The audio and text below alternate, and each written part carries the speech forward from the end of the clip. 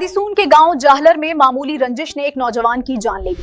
तकरार के दौरान फायरिंग के नतीजे में मोहम्मद फराज मौके पर ही जाँ बहक हो गया, जबकि पुलिस ने वाक़े का मुकदमा दर्ज करके मुल्ज़िमान की तलाश शुरू कर दी है। रिपोर्ट मलिक अजीज अहमद आवान, वादीसून, नौशहरा। आप देख रहे हैं आज तक न्यूज, खबर सच के साथ।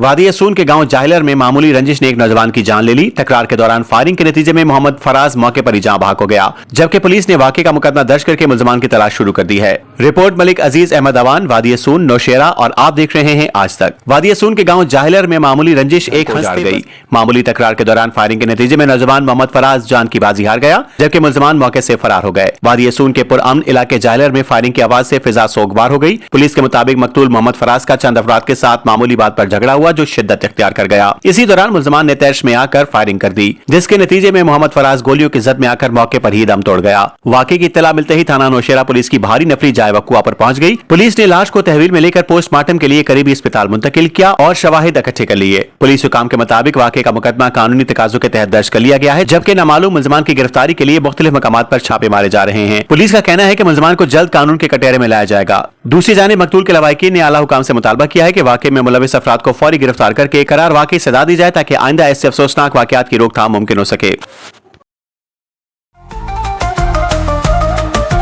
आज तक न्यूज, खबर सच के साथ।